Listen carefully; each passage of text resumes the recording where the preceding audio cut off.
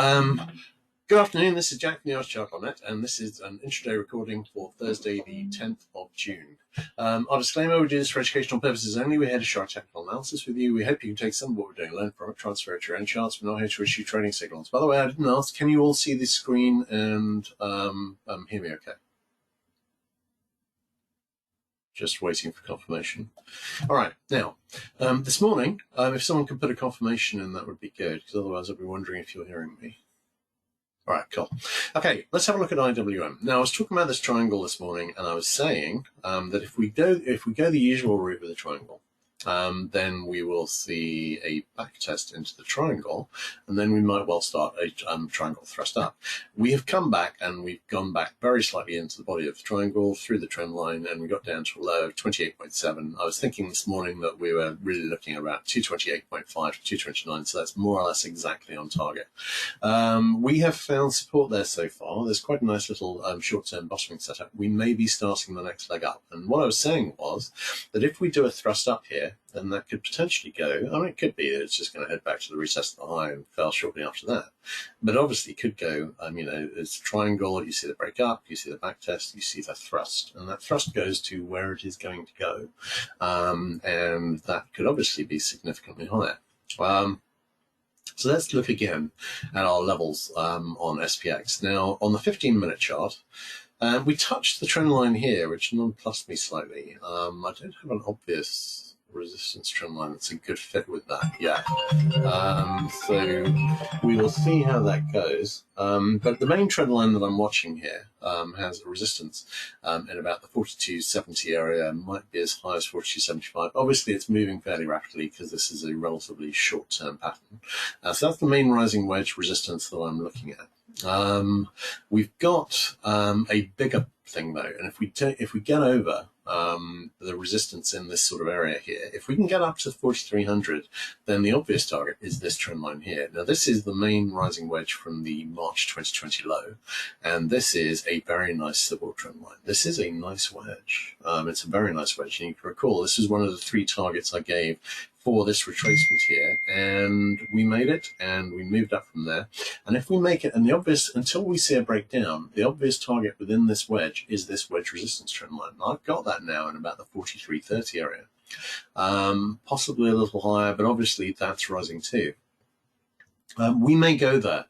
If we break over resistance tomorrow, we've got, historically, the stats are that we've got, tomorrow is Friday, historically pretty bullish lately. Not every Friday, but we may well see. It's the sort of day where we could see a trend day up, where we could break through resistance. Either that, or we could see that Monday.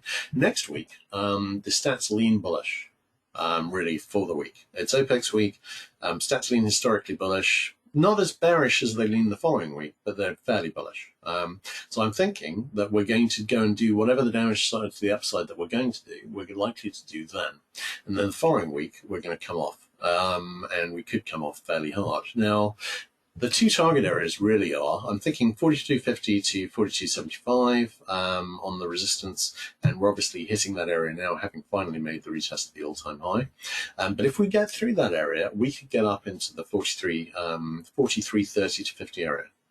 And that, to a certain extent, looking at this main rising wedge, that would be the obvious target to go for, because that is the obvious target within this wedge, and it is a very nice wedge. Unless we're forming the second high of a double top there, that is the obvious next target.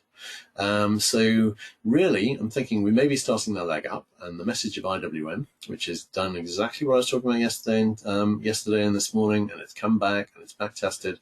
We may well be starting the triangle thrust up. That triangle thrust could take us up a significant distance, and it could potentially get SPX up into this trend line area.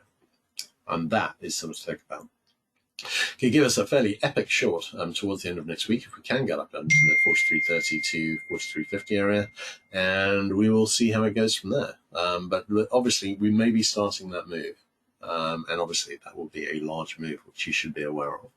Okay, great. In that case, that's what I wanted to talk about here. What is the chance of a breakdown directly from here into next week? 30%, not more. I don't think. Historical stats are against it. We could do. We don't really have much in the way of signals. If you have a look at the ES, we made the possible near-miss target. NQ, we made the possible near-miss target. RTY, we made the full target. We've got no open sell signals below the daily basis at the moment. So if we do turn down, really it's going to be, well, I wouldn't go so far as to say a complete surprise, but it would be unexpected. I've not got the things that I would be looking for to signal a turn aren't there. And chances are they're not there because it's not about to go down badly. Is there a possibility of going down hard? Yeah, there is. And for instance, we could be forming a right shoulder on RTY here. We could head lower. But what I would say is we've got unfinished business above. This RTY pattern, on IWM, that should have retested this high. It didn't quite make it.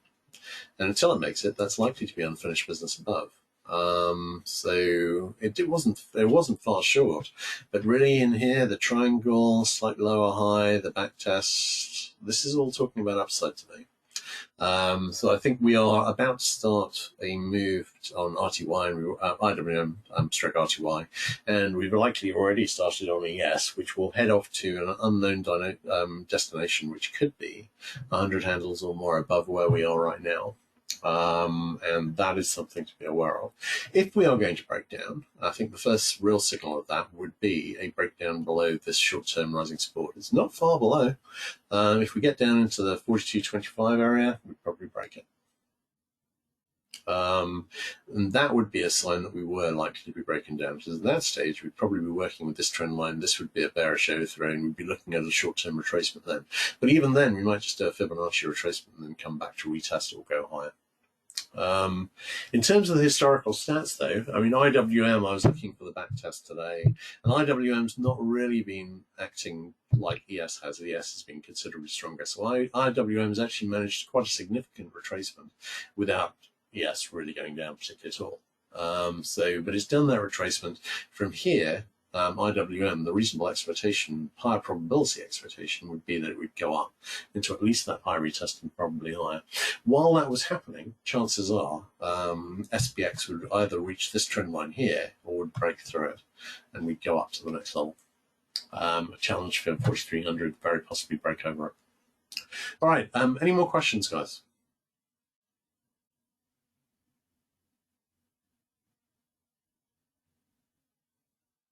No, in that case, that's a wrap. I'll get this posted. I got sort of sidetracked by phone calls today, so I didn't get a post out, but I'm going to get a post writing about this tomorrow. But in the interim, I thought I'd get the video out and give you the update and tell you that RTY has reached the downside target, because obviously that's kind of important. In the very short term, I just want to mention that I've got a possible 1-minute buy signal brewing on ES. And we may be making a short-term low at an obvious level at the 200-minute moving average, which is a nice support level when in an uptrend. So I think in the short term, we may have a buy area right here that is about to play out and deliver a move back to the highs of the day. All right, cheers, guys. Anyway, I'll have this posted as soon as possible. I'll have a post out tomorrow. I'll catch you guys later.